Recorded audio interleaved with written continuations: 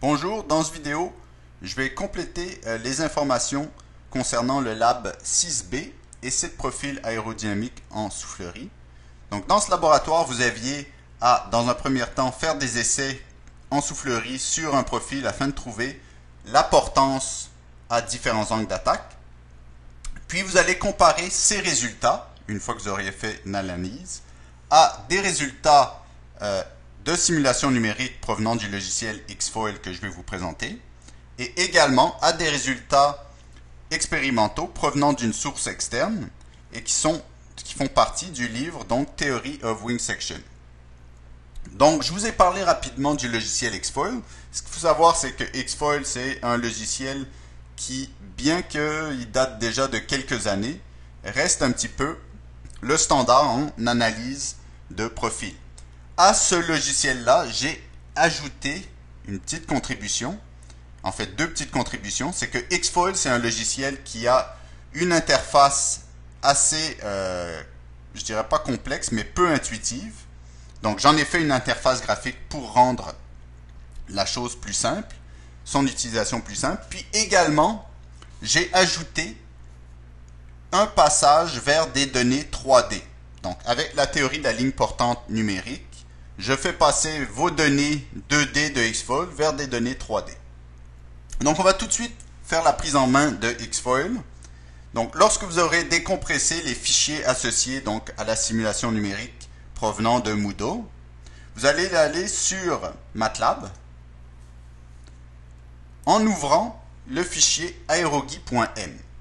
Donc c'est le fichier qui lance les simulations, ou l'interface de simulation plutôt. Donc je fais F5 pour lancer.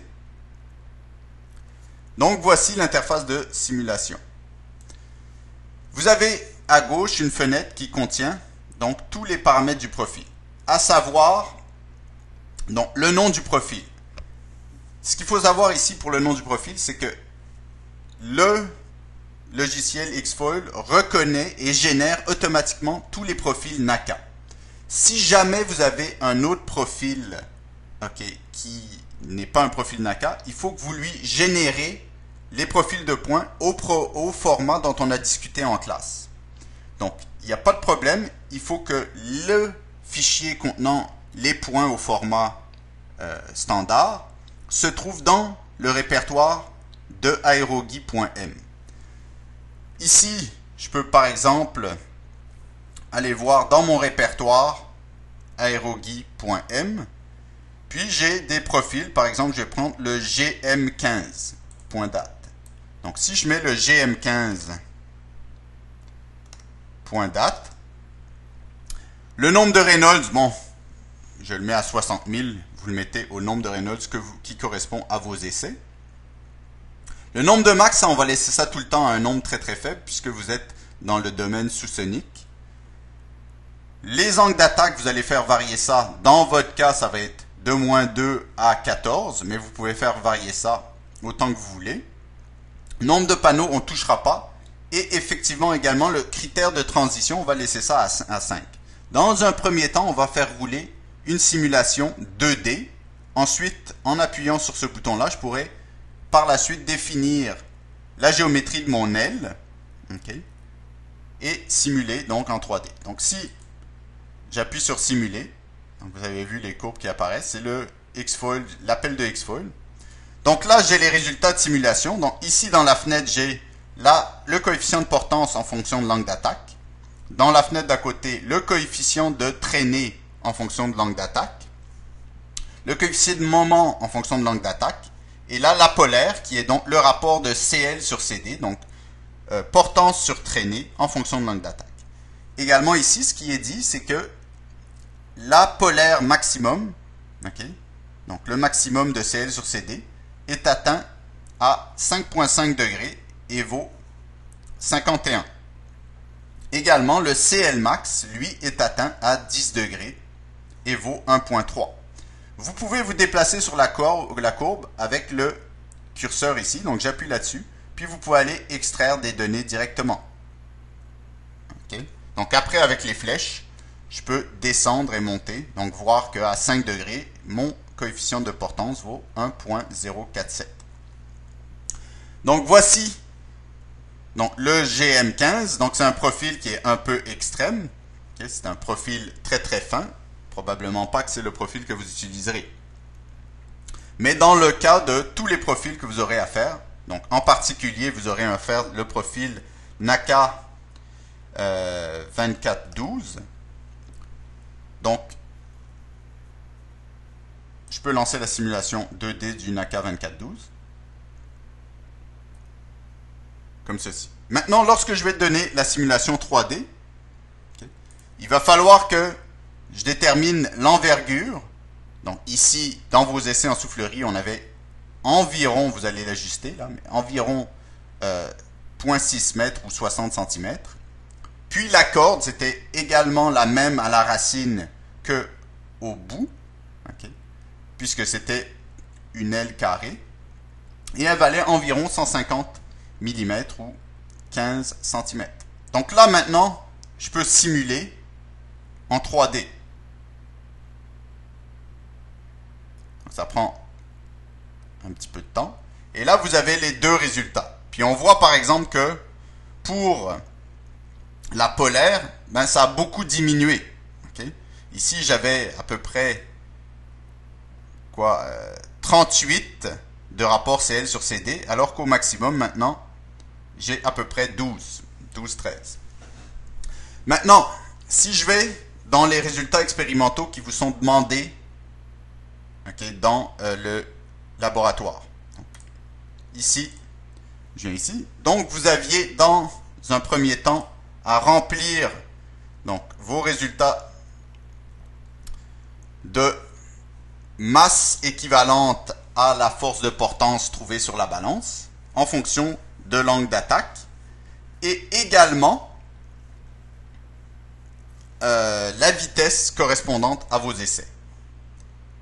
Suite à quoi, vous allez trouver le nombre de Reynolds avec l'équation qui comporte la masse volumique, la viscosité et puis la corde.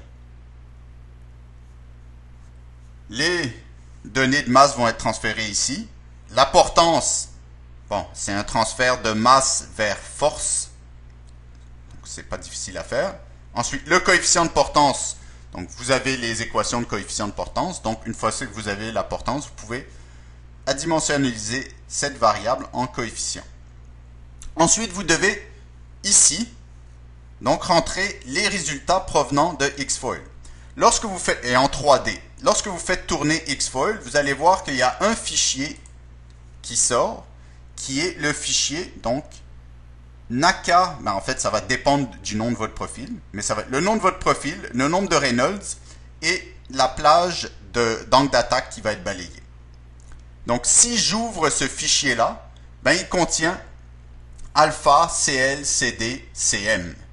Donc, ce qu'on peut faire, c'est, une fois que vous allez avoir fait la simulation, comme je l'ai fait, vous pouvez ouvrir une feuille de classeur, donc Excel, et intégrer en allant dans Données, à partir de texte.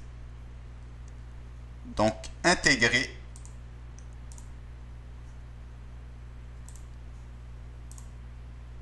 ces données-là.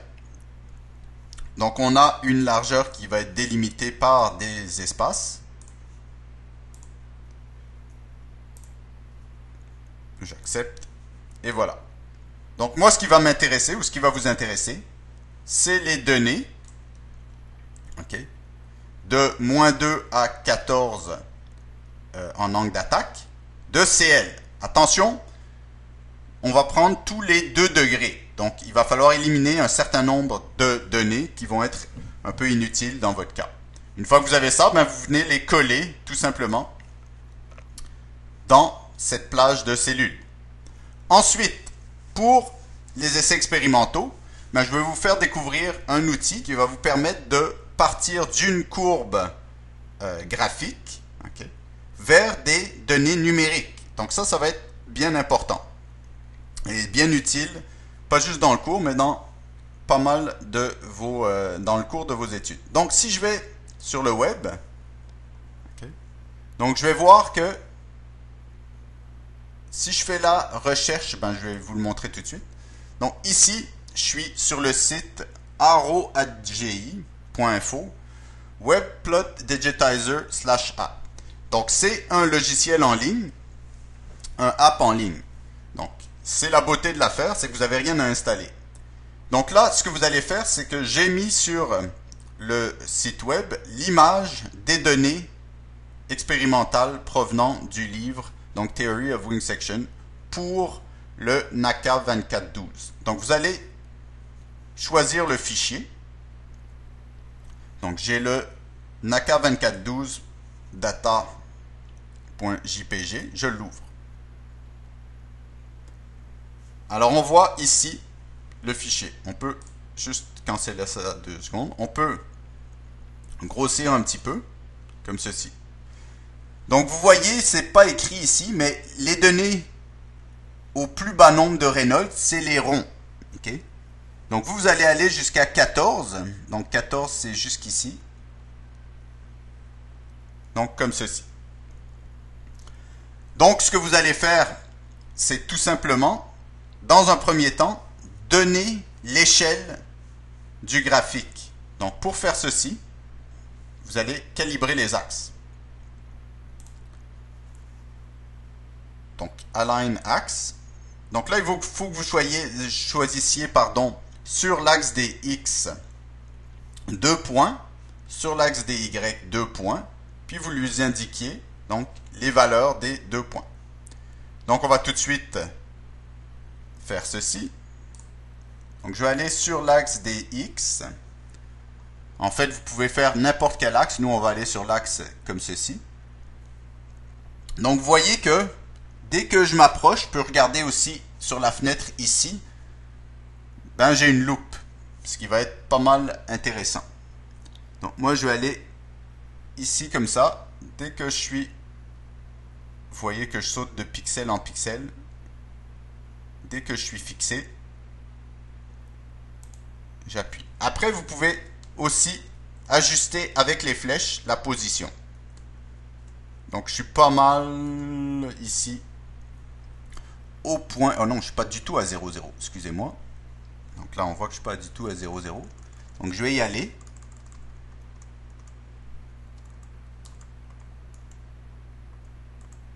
Bon, on va dire que ici, je suis à 0, 0. Ensuite, je vais aller ici à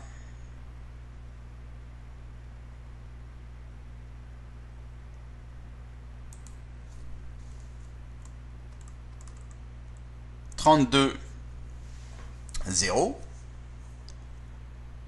Par la suite, je peux aller sur l'axe ici.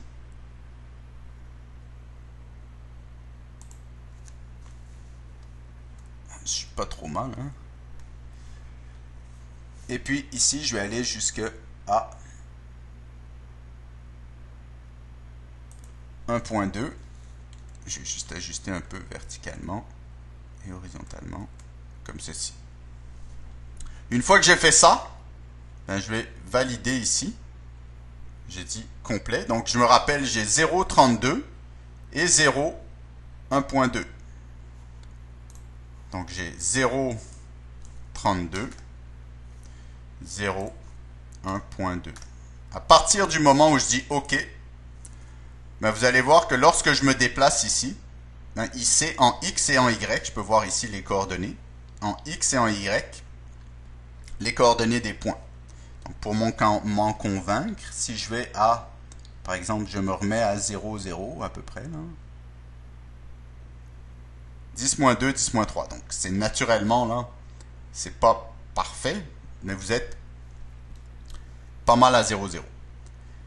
Donc dans le cas de vos résultats, vous allez faire l'acquisition de CL de -2 à 14 en essayant d'aller de pas de 2 en 2. Donc ici, je vais aller Acquire Data. Donc là, je suis déjà dans Add Point dans le menu de gauche ici. Pardon, dans le menu de gauche ici, j'ai Add Point. Vous pouvez également les déliter si ça ne fait pas votre affaire. Donc je vais commencer à -2 ici. -2 qui correspond à peu près à une portance nulle. Alors, je vais sur le graphique. Je vois que j'ai moins 2,28 ici. Je vais essayer de me mettre à peu près à moins 2. Donc on voit que je saute de l'un à l'autre. Donc je vais après aller ajuster comme ceci.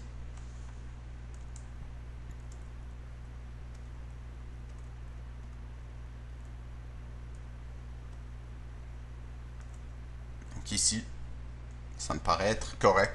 Je suis bien à moins 2. Et comme ceci. Ensuite, je vais aller à 0. Je rajoute un point.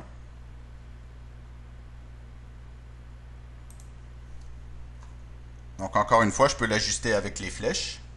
OK.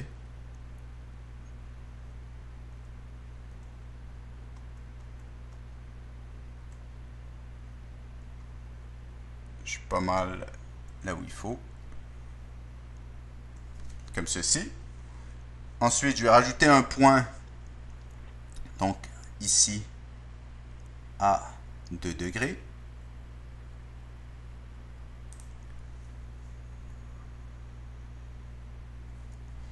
Je peux le baisser, augmenter un peu ici.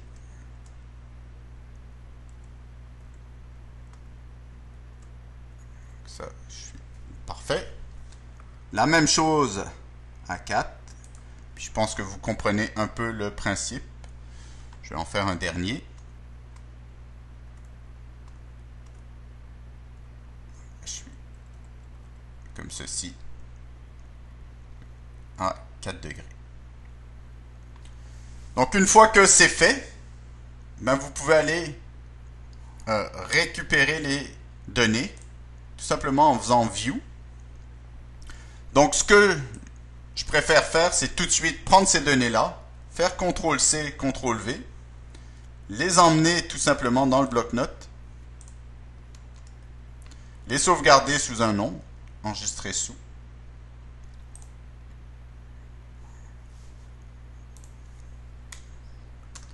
Data NACA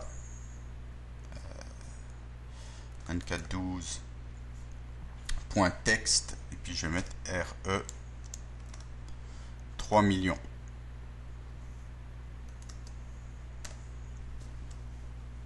Donc je l'ai sauvé dans HeroKey. Et puis maintenant je peux aller le récupérer tout simplement ici, par exemple au même endroit que j'avais mis les résultats numériques. Donc je vais aller tout simplement dans données à partir du texte.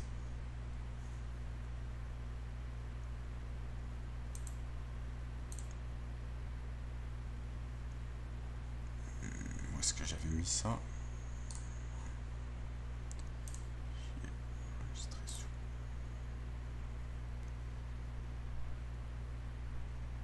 Okay, c'est pas dans le même répertoire là.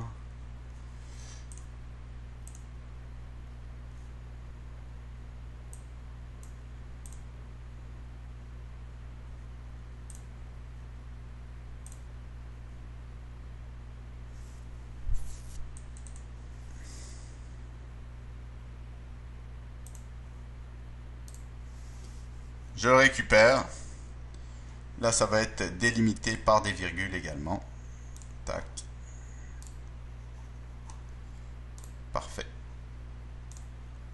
Donc ensuite, vous prendriez ces données-là et vous venez les coller.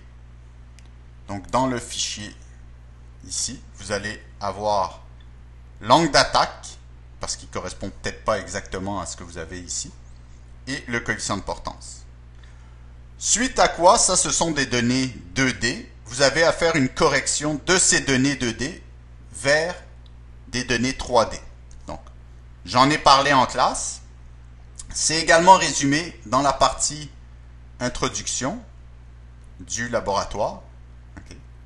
Donc, vous allez devoir calculer A, qui est la pente linéaire, qu'on considère linéaire de vos données 2D, plutôt A0, ce qui est la pente linéaire de vos données 2D. Puis ça va vous permettre de calculer la pente 3D qui va vous permettent d'appliquer un facteur de correction. Donc, dans les données expérimentales, vous allez dans un premier temps trouver, une fois que vous avez rentré vos données expérimentales, donc ici, la littérature Abbott, ce que j'ai fait, vous allez avoir une courbe de tendance qui va vous donner la pente de vos données, pas vos données, mais les données expérimentales de Abbott. Mais cette pente-là, il faut faire attention, elle est en portance par degré. Dans les équations, la pente doit être absolument, ok, si je descends ici, la pente doit être en radians. Donc, il va falloir convertir ce coefficient, non pas en portance par degré, mais en portance par radian. Donc, vous allez faire la correction. Ensuite,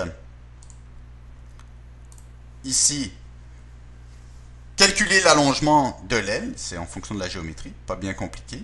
Avec les équations 7-8, une de ces deux équations, en fonction de l'allongement, vous allez calculer le nouveau A. Et par ce nouveau A, vous allez être en mesure de corriger, donc appliquer la correction A sur A0 à vos données 2D pour obtenir les données 3D. Donc ici, vous allez avoir un facteur de correction qui correspond à A sur A0. Une fois après avoir calculé A, puis vous allez appliquer ça à vos données. Ensuite, vous avez à répondre à quelques questions pour compléter. Une fois que vous avez toutes les mesures et les erreurs, donc les erreurs par rapport aux données expérimentales provenant de Abbott, 3D, converties en 3D, et les données, la comparaison de vos données aux résultats numériques. Voilà, ça complète les explications pour ce laboratoire. Bon travail.